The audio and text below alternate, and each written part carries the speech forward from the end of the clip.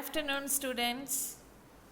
This is the new lesson, classification of living organisms. So, let us start the lesson. I am Madhavi, biology teacher from BRGS. What is classification of organisms? Arranging organisms into groups based on similarities and differences. Okay. So, what is the purpose of classification? So, for convenience, easy to study, identify and remember. So, for convenience, for what? Easy to study, identify and remember. So, and one more purpose is also there, that is to show relationships among various groups of organisms and to show the evolution of organisms from simple to complex forms of life. So, there is an evolution process, that is simple organism to complex organisms, complex forms of organisms are there. So, to show the evolutionary path, so we can go through classification. So, these are all the purpose of classification. Okay. So, next. Contributions of ancient scientists to the classification of living organisms. So, that is Charaka. Okay. One of the scientists, he is Charaka. So, 600 BC. And Charaka, an ancient Indian sage, was a philosopher, astronomer and physician. He had listed about 340 plant types and about 200 animal types in his book, that is Charaka Samhita. Okay. So, Charaka Samhita is considered as the most ancient and authoritative writing on Ayurveda. For his contributions, Charaka is called father of Ayurveda. So, this is important. Who is father of Ayurveda? Charaka. Let's move forward. So, about Charaka, we should know one more thing, that is Charaka Samhita mentions in minute detail the gradual development of fetus within the womb. Okay, so how the womb will be developed in how the fetus developed in the womb. So that gradual development you can go through this book Charaka Samhita, which was written by Charaka. Okay. So, it accurately resembles the modern medical version. Okay. Next scientist is Aristotle. Okay. So, he is father of biology. So, Aristotle, he is a Greek philosopher and teacher also, more than 2000 years ago. Okay. The first person to group or classify organisms, and he classified organisms as plants or animals. Aristotle classified plants and animals into three groups. See, plants classified into herbs, shrubs and trees. Okay. Herbs with soft stems, shrubs with several woody stems and trees he kept under a single woody stem. So, those the plants who have a single woody stem, so those plants he kept under trees. Okay. So, and animals classified into three again. Aquatic animals, that is found in water, animals found in water, it comes under aquatic animals, and terrestrial animals found on land, and aerial animals found in air. Okay. So, Aristotle, because of his contributions, is popularly known as father of biology. So Aristotle is a father of biology. Okay. And the next scientist is Parashara. Okay, he is 100 BC.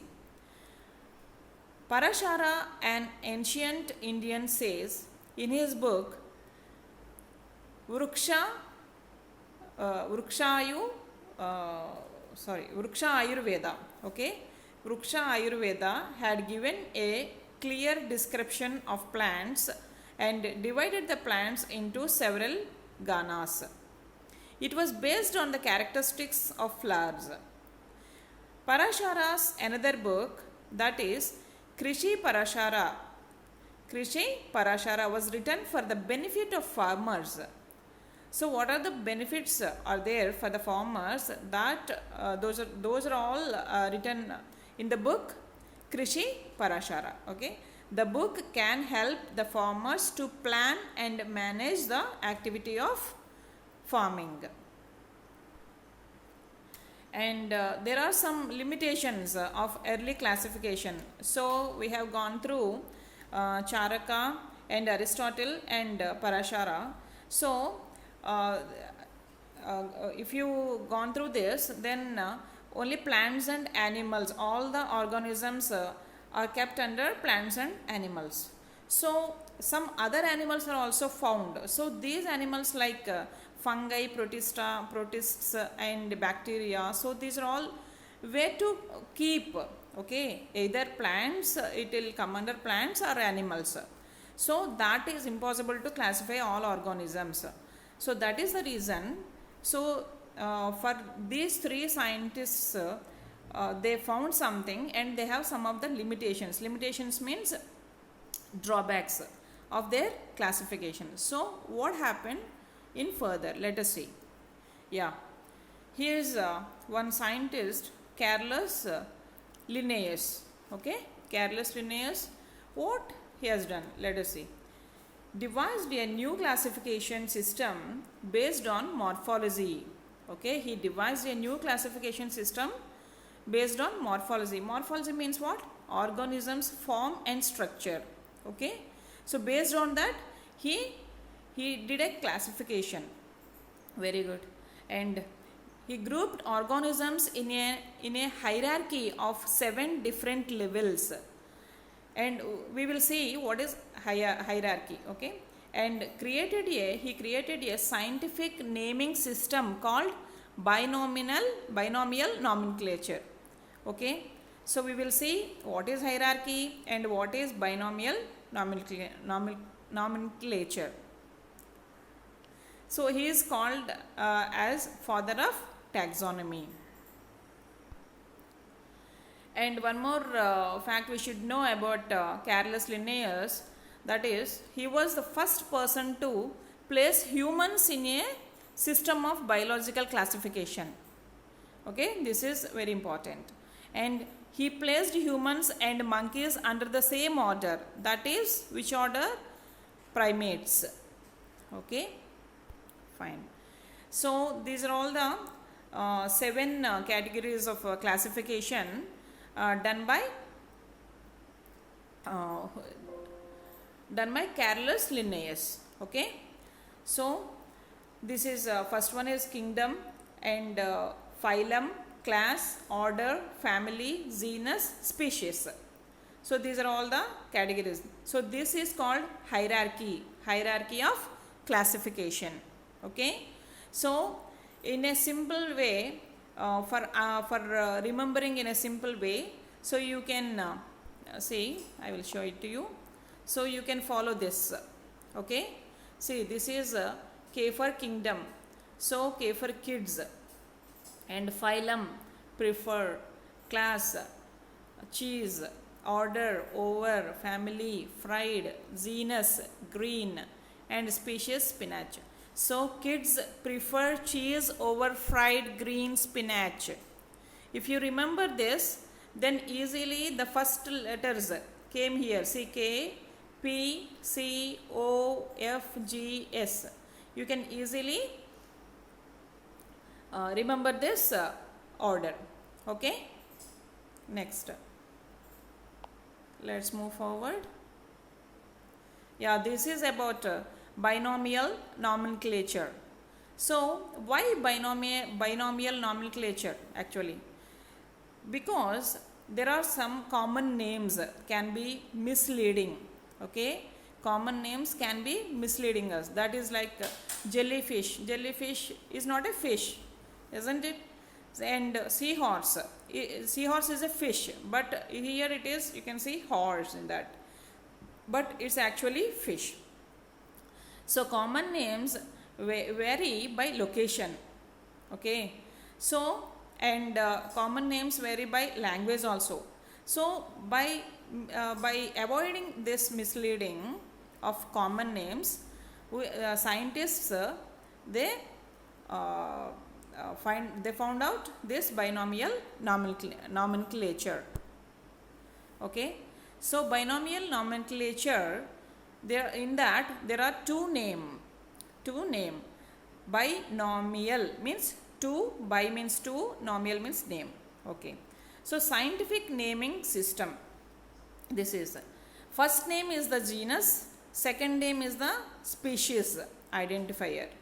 See, it should be in the italicized, means it should be in the italics, otherwise it should be underlined.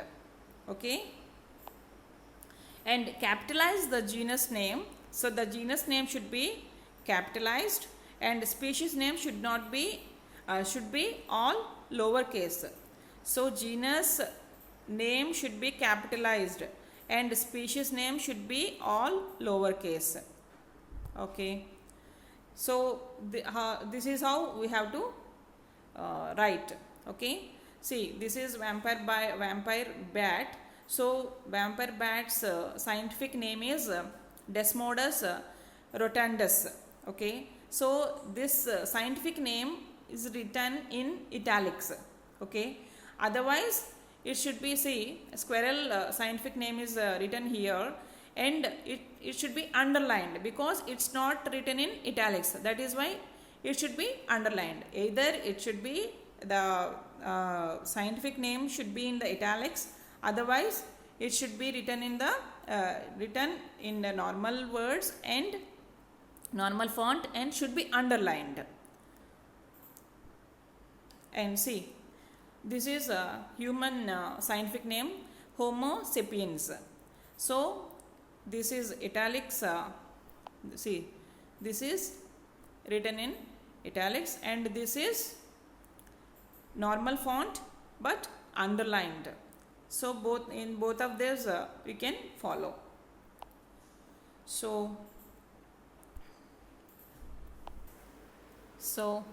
till now we have gone through what is classification and what are the purpose of classification, and the contribution of some scientists to classify living organisms, and the categories of classification like kingdom and phylum, class, order, family, okay, and species and genus. Okay, so these are all the